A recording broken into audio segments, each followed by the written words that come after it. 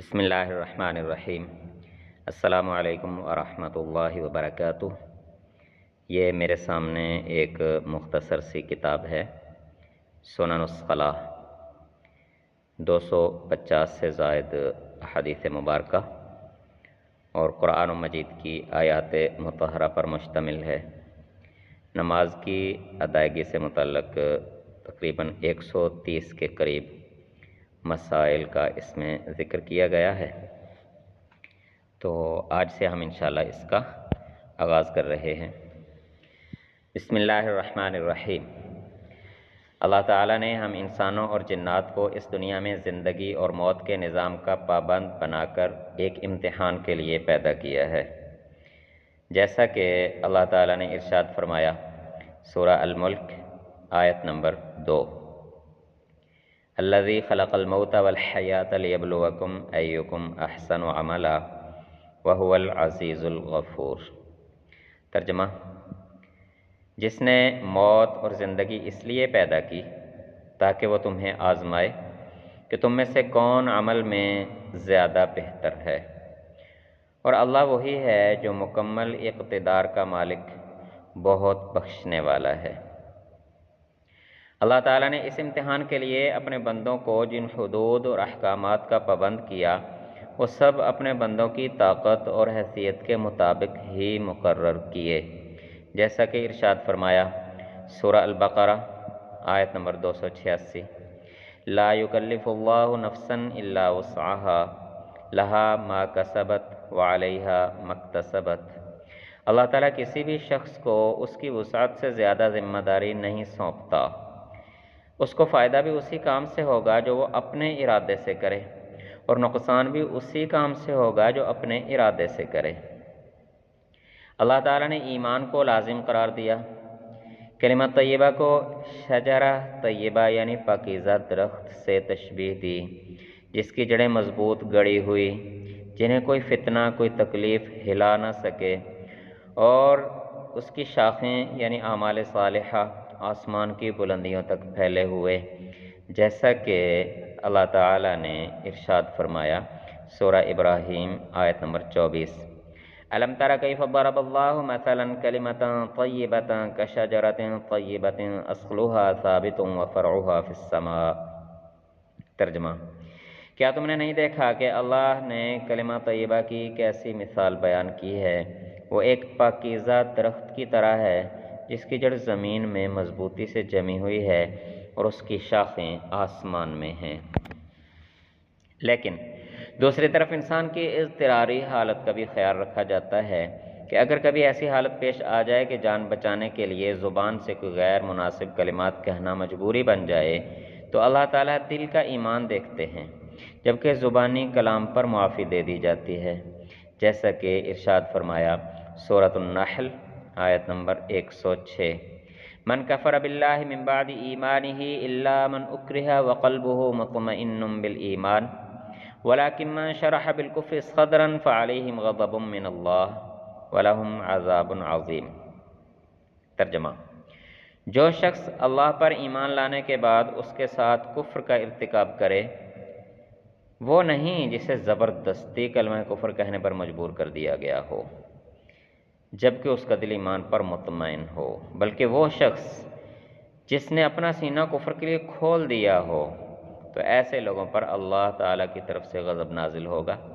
اور ان کے لیے زبردست عذاب تیار ہے۔ یعنی کسی شخص کو جان کا خوف ہو کہ اگر زبان سے کلمہ کفر کا نہیں کہے گا تو جان چلی جائے گی، تو ایسا شخص معذور ہے، جبکہ اس کا دل ایمان پر مطمئن ہو، لیکن اللہ تعالیٰ کا غضب اس پر نازل ہوگا جو اپنے اختیار کی وجہ سے کفر کی باتیں کرے۔ اسی طرح جن چیزوں کو حرام قرار دیا گیا، تو ساتھ ہی انسان کی مجبوری اور اضطراری حالت میں رخصت کا معاملہ دیکھ لیں۔ اسی طرح نماز کی فرضیت کے بعد اس کی ادائیگی کے معاملات میں انسانی معذوریوں کا کتنا خیال رکھا جاتا ہے، اس سے ایک عام مسلمان بھی واقف ہے۔ جہاد فی سبیل اللہ کی فرضیت کے احکامات کے بعد انسان کی معذوریوں اور استطاعت پر مستقل احکامات دیکھ لیے جائیں۔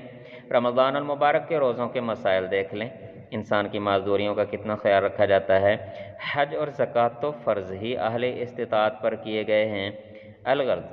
حدود اور احکامات میں انسانی استطاعت کے مطابق وسعت رکھی گئی ہے۔ اسی طرح احکام ربانی کے عملی نمونہ اسوہ رسول صلی اللہ علیہ وسلم یا سنت رسول صلی اللہ علیہ وسلم میں بھی سیدنا حضرت رحمت للعالمین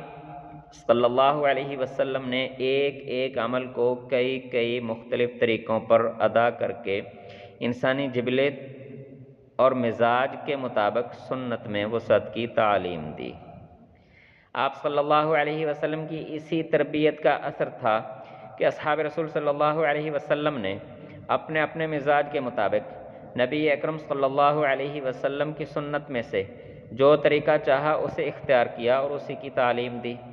لیکن وہ چونکہ سنت میں وسعت کے عینی گواہ تھے، اس لیے ان کا آپس میں اختلاف یا پھوٹ کا کوئی سوال ہی پیدا نہیں ہوا۔ بعد کے زمانے میں یہ المیہ کھڑا ہوا کہ جس نے سنت میں سے کسی ایک عمل کو سیکھا اور اختیار کیا تو باقی طریقوں سے لا علمی کی وجہ سے انکار کا راستہ اختیار کیا، جس کا نتیجہ یہ نکلا کہ گزرتے وقت کے ساتھ ساتھ راہ اعتدال پر چلتے ہوئے سنت میں وسعت کو سمجھنے والے لوگ کم ہوتے چلے گئے۔ اپنے طریقے کو درست ثابت کرنے اور دوسرے کے طریقے کو رد کرتے چلے جانے کا ایسا چلن عام ہوا کہ مسجدیں جو مسلمانوں کے اتفاق اور اتحاد کی بنیادیں مضبوط کرنے کا واحد ذریعہ تھیں، وہی تقسیم کر کے رکھ دی گئیں۔ قرآن و سنت کا وسیع علم رکھنے والے بڑے علماء کرام نے ہمیشہ وسعت کی تعلیم دی، لیکن عام مسلمانوں اور کم علم رکھنے والے ائمہ و خطبہ کے ہاں اپنے طرز عمل کو درست ثابت کرنے اور دوسرے کے طریقے کو غلط ثابت کرنے کے جوش میں وہ طوفان اٹھائے جاتے ہیں کہ اللہ کی پناہ۔